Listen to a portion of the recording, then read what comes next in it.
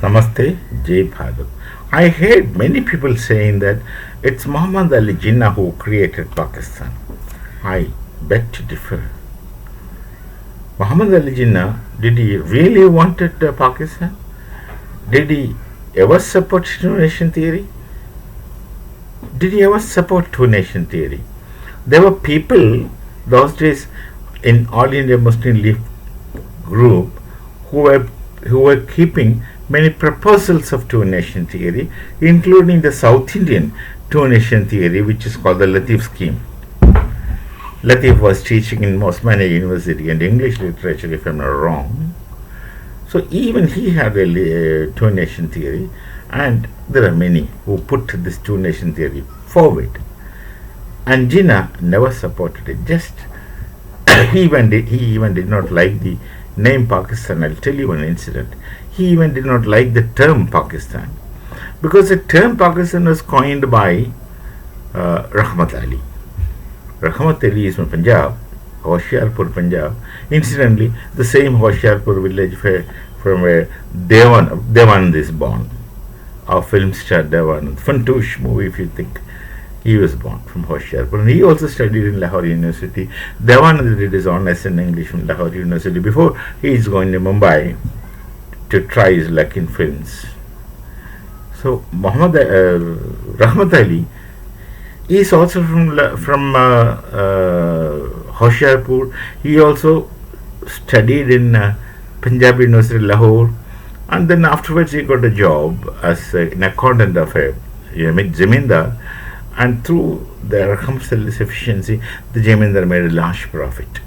And with that, Jamindar became very happy with Rahmat Ali and gave enough fund to go to UK, London, to study for this law. And he went there. That's how Rahmat Ali started living in London. And then he gathered some young students in this group, and he made an organization where he thought about the idea of Pakistan, and he initially called it as Pakistan, which of course subsequently becomes Pakistan.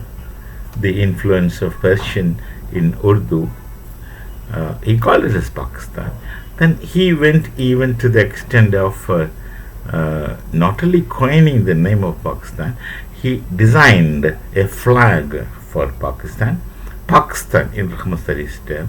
He designed a flag, and he also identified the geographical area which has nothing to do with East Pakistan and other parts of Bharat, which only later they started claiming the divided Bengal. The Bengal was divided in 1905 into Hindu Bengal and Muslim Bengal, though the history doesn't say, they simply say division of Bengal. But as Hindu Bengal, Muslim Bengal, that don't say, because history was written by their own people in Bharat.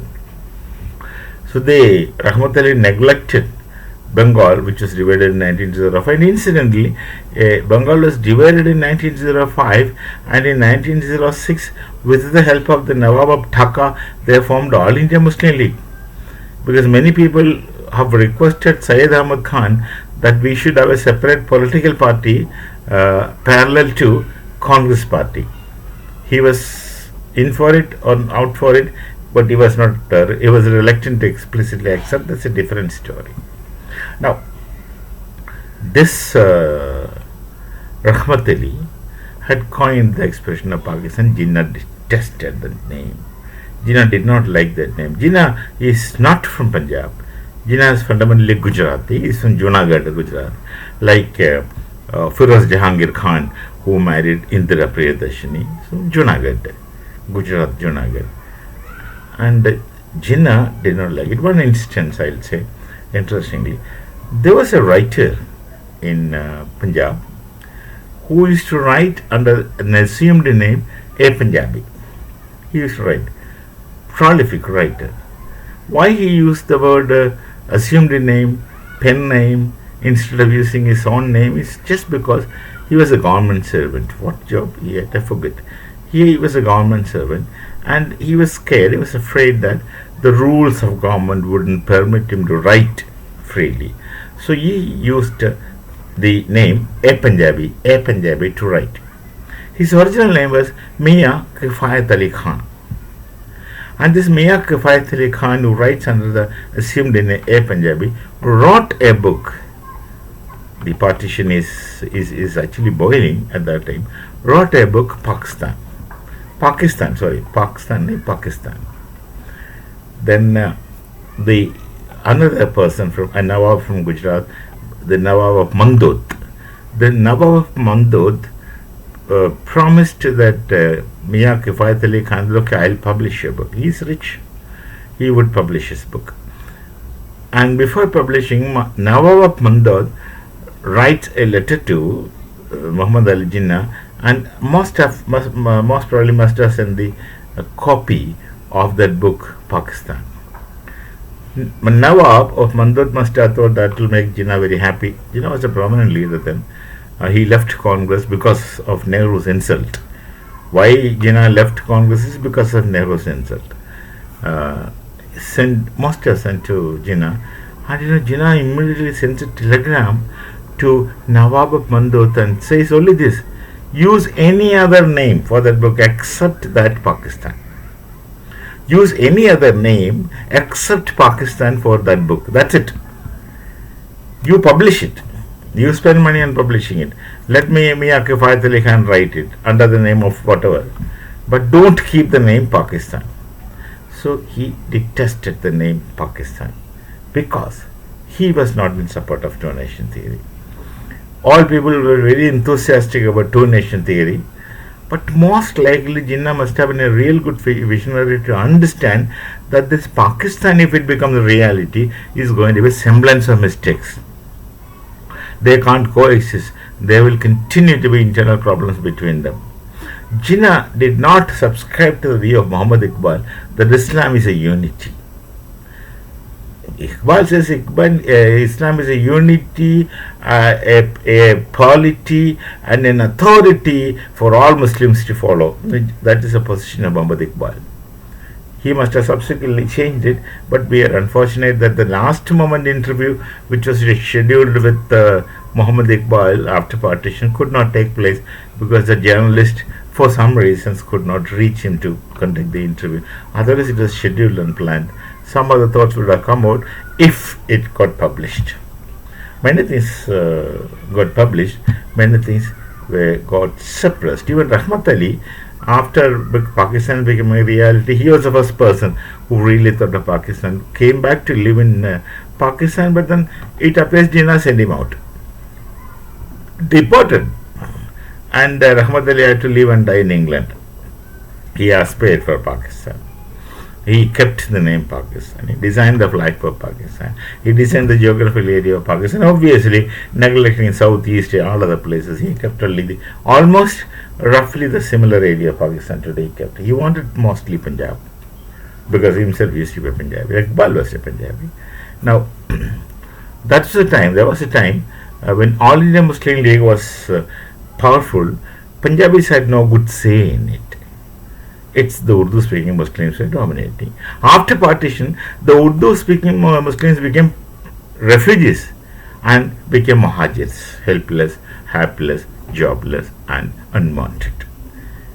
So coming back to the position of Jinnah, he didn't want. I think the two-nation theory is explicitly brought out in the Lahore Declaration somewhere in March 1944, if I'm not wrong. I'm not sure of the date. 1944. And Jinnah was desperate. He did not want to use the word Pakistan. He did not want to give the call for Pakistan. So morning session he did not attend the Lahore Congress. He went in the afternoon, made the declaration, Lahore Declaration, and subsequently left back. He wasn't happy of Pakistan. Now, don't think that Jinnah was in favor of Hindus. No. He was not in favor of Hindus. His father was not in favor of Hindus. And his grandfather, who was exporting dry fish in Mumbai, got persecuted by the Gujarati Hindus. He was a Hindu. So, out of anger, he becomes a Muslim. That hatred towards the persecution his grandfather had to face because he was doing this dry fish business. Gujaratis are Vaishnavas basically, and they are vegetarians. They would not support this kind of fish forget business. But that fetched him a lot of money. And that's how Jinnah goes to London, studies, etc., etc. So that's the personal business. What business one does is one's own. And how society reacts is, I have no say. Gujarati society would have reacted like that. So he was exporting into Mumbai. So they were not in support of Hindus, never loved Hindus, but Jinnah was smart enough to think that if Pakistan becomes a reality, that's going to be a semblance of mistake, as I've told you. They don't coexist because there will be further differences. Once you moved from Bharat on the name of differences in the name of religion, that will further bifurcate them in multiple types of religion or different sects of religion on the one hand. Secondly, the linguistic differences shall take place. Punjabis wouldn't like non-Punjabis, and others would not like Punjabis, or one another Pashtuns won't like them. All these differences would creep in, would get into. So coexistence and progress of the nation is questioned always. They survived to a great extent with the money they took from Bharat to begin with, and the support they received from many such countries. They survived, but when the question came of standing on their own feet, they became absolutely failure. So it becomes a failed nation today. So Jinnah was not in support. Now, what was Jinnah's plan? For Hindu, the actual plan of Jinnah was very dangerous. Very dangerous in the sense that Jinnah wanted reservation for Muslims in every place. Starting with the parliament, it was there. Before partition, the kind of elections that took place, seats were reserved for Muslims. And Jinnah wanted such reservations for Muslims. So he wanted Muslims to stay in Bharat, reap all the benefits, reservations for them, get into all posts, positions, including parliaments and assemblies, where they will have authority, power, etc. And continue in Bharat.